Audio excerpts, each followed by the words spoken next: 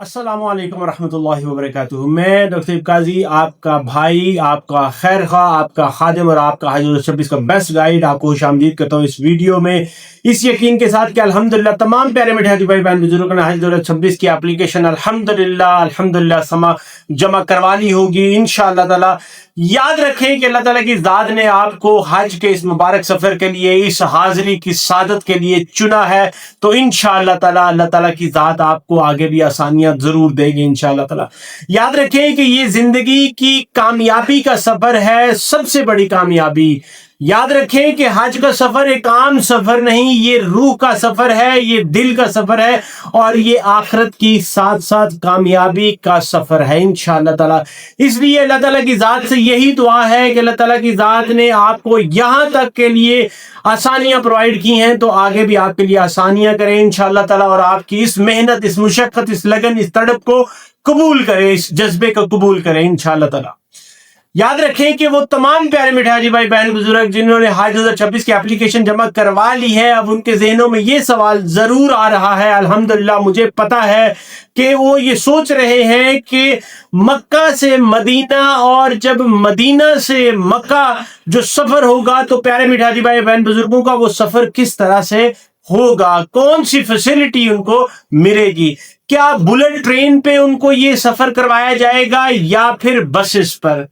तो ये सवाल तमाम प्यारे मीठे हाजी भाई बहन बुजुर्गों का बिल्कुल जेन्युइन है। जब हमने भी अल्हम्दुलिल्लाह आज 2025 में सफर किया तो हमारे जहनों में भी, तमाम प्यारे मीठे हाजी भाई बहन बुजुर्गों के जहनों में यही सवाल था कि कौन सी फैसिलिटी मिलेगी। तो मैं आपको इसके बारे में बहुत ही तरीके से, बहुत ही आसानी के साथ वजाहत करता चलूं कि याद रखें कि तमाम प्यारे मीठे हाजी भाई बहन बुजुर्गों को जो हज 2026 के सफर पर जाएंगे इंशाअल्लाह ताला, और खास तौर पर हुकूमत पाकिस्तान की सरकारी हज स्कीम के तहत जाएंगे, उनको बसों के जरिए ट्रांसपोर्ट की फैसिलिटी जो है वो मुहैया की जाएगी।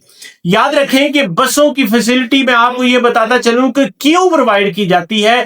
उसकी सबसे बड़ी वजह ये है कि याद रखें कि बस जो है वो आपको एक शहर के होटल के दरवाजे से उठाती है, वहां से आपको बस के ऊपर सवार करती है और दूसरे शहर के होटल के दरवाजे पे आपको उतारती है। याद रखें कि अगर आप मक्का से मदीना जा रहे हैं तो मक्का से होटल की बिल्डिंग से आपको वहां से लेंगे और मदीना में जहां पे आपकी रिहाइश है वहां पे आपको उतारेंगे। और इसी तरह से अगर आप मदीना से मक्का शरीफ तशरीफ ला रहे हैं तो आपको इसी तरह से मक्का शरीफ की बिल्डिंग के सामने आपको उतारा जाएगा। याद रखें इसकी सबसे बड़ी वजह यह है, याद रखें कि इससे आपको सामान उठाने की बिल्कुल भी परेशानी नहीं होती। आप होटल के बाहर सामान रख देते हैं नीचे लॉबी में, वहां से उनके जो काम वाले जो बंदे होते हैं वही आपके सामान को लोड करते हैं बसों के अंदर, वही आपका सामान को अनलोड करेंगे। अगर एक्स्ट्रा गाड़ी की जरूरत हो, सामान ज्यादा हो, तो एक्स्ट्रा गाड़ी उनके पास ट्रांसपोर्ट करने वाली लगेज वाली होती है, उसके ऊपर आपके सामान को वहां से शिफ्ट किया जाता है। इससे आपको इस चीज की भी आसानी हो जाती है कि आपको होटल की बिल्डिंग से ट्रेन स्टेशन तक जाने के लिए कोई टैक्सी की जरूरत नहीं होती। बार बार जो है आपको चीज अपने जो गाड़ी है इसको चेंज करने की भी जरूरत नहीं होती। आप अपने होटल के बाहर से बैठते हैं, होटल के सामने उतरते हैं, सामान आपके साथ साथ अल्हम्दुलिल्लाह। याद रखें कि इसकी एक और सबसे बड़ी वजह यह भी होती है कि तमाम प्यारे मीठे हाजी भाई बहन बुजुर्ग जो एक ग्रुप में होते हैं उन्हें एक साथ सफर की सहूलत मिलती है, जिससे तमाम प्यारे मीठे हाजी भाई बहन बुजुर्ग जो हज के सफर के मुबारक और रूहानी सफर के ऊपर होते हैं उनके दरमियान में मोहब्बत, भाईचारा, अखुवत और रवादारी जो है उसको परवान चढ़ती है अल्हम्दुलिल्लाह, और बढ़ती है मोहब्बत। बस के माहौल की बात करें तो याद रखें कि बस का माहौल ऐसे ही होता है जैसे दुरूद शरीफ से मुअत्तर होता है। बस के अंदर नात का विर्द हो रहा होता है, कोई तलबिया पढ़ रहा होता है, कोई तलावत कर रहा होता है और कोई आपस में एक दूसरे के साथ हज को डिस्कस कर रहे होते हैं कि हज सीख रहे होते हैं कि कैसे हज करना है, हज के दिनों में हम क्या करेंगे। कोई अराफात की दुआओं के ऊपर फोकस कर रहा होता है, कोई मुजदलिफा के अंदर रात गुजारने की प्रैक्टिस कर रहा होता है, उसके ऊपर डिस्कस कर रहा होता है।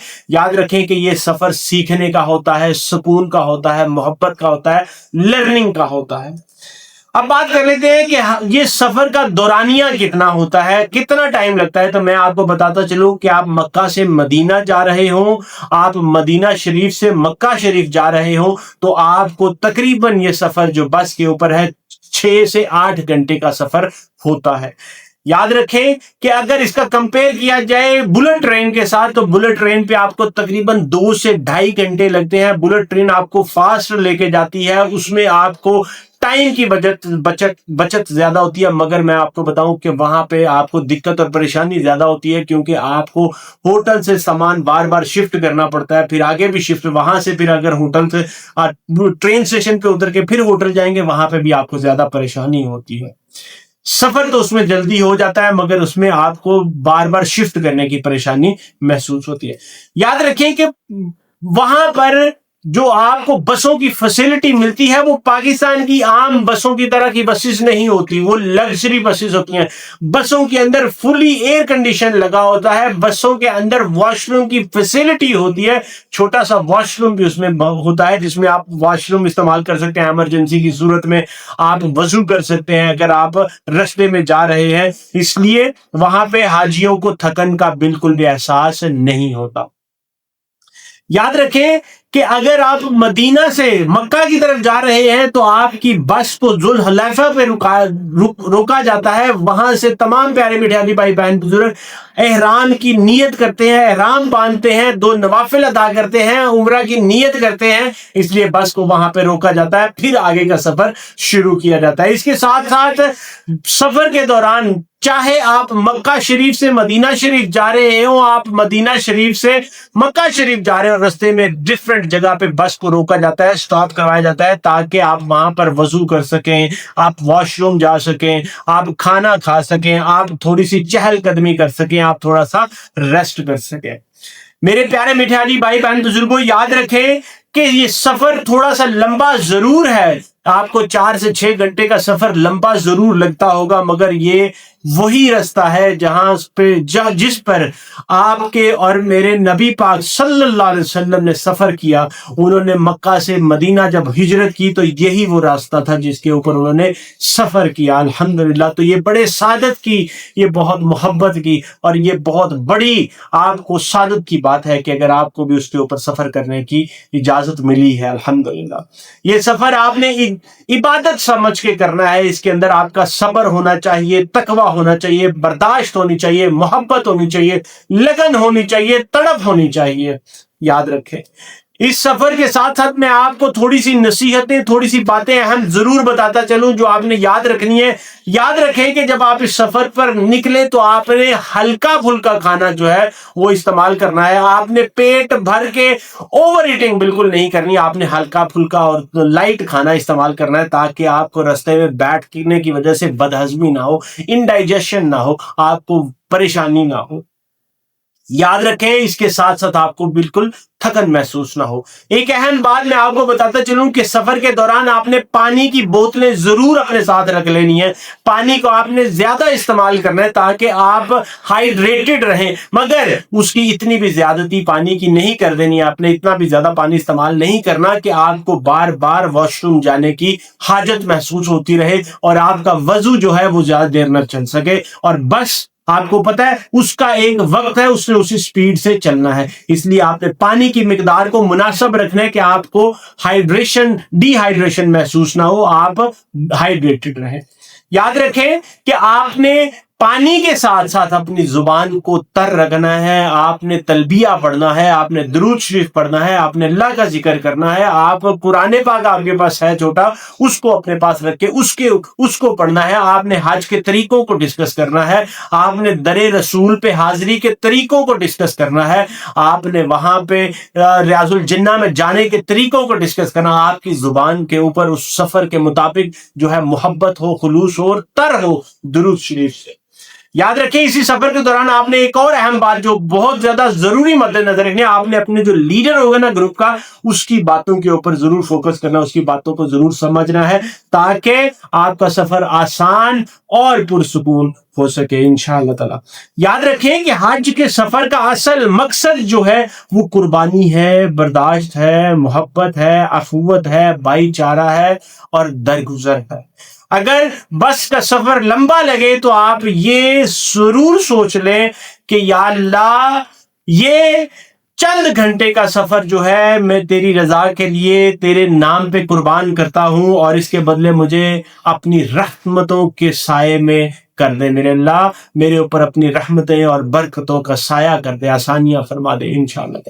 میری یہی دعا ہے کہ اللہ تعالیٰ آپ تمام پیارے میٹھے حاجی بھائی بہن بزرگوں کے حج کو، اس سفر کو گھر سے لے کے گھر تک واپس آنے تک آسان کرے، آسانیاں دے انشاءاللہ تعالیٰ، آپ کے لیے بھی آسانیاں کرے اور آپ کو دوسروں کے لیے آسانیاں پیدا کرنے والا بنائے انشاءاللہ تعالیٰ۔ انشاءاللہ تعالیٰ آپ جب روضہ رسول پر حاضری دیں گے، آپ جب کعبے کے سامنے اللہ تعالیٰ کی ذات کے حضور حاضری دیں گے، اللہ تعالیٰ اس کو قبول کرے، اور اللہ تعالیٰ کی ذات آپ کو اپنے گھر پہ اور در رسول پہ بار بار حاضری کی سعادت نصیب کریں۔ یاد رکھیں جو ایک دفعہ پہلی جب جانے کی خواہش ہوتی ہے وہ دعا کرتا ہے یا اللہ مجھے در رسول پہ اور اپنے گھر پہ لے کے جا، اور جو ایک دفعہ ہو کے آ جاتا ہے اس کے اندر پھر بار جانے کی طرف لگی رہتی ہے۔ میں آپ کو اس کا پریکٹیکل ایکسپیرینس سے بتا رہا ہوں۔ یاد رکھیں کہ انشاءاللہ اللہ تعالیٰ آپ کے لیے آسانیاں پیدا کرے گا انشاءاللہ، میری یہی دعا ہے۔ اس ویڈیو کو آپ نے ضرور تمام پیارے میٹھے حاجی بھائی بہن بزرگوں تک پہنچانا ہے تاکہ انہیں بھی اس گائیڈنس کی، اس بات کا پتہ چلے انشاءاللہ، اور وہ تمام پیارے میٹھے حاجی بھائی اس کے مطابق اپنی تیاری ضرور کر لیں انشاءاللہ تعالیٰ۔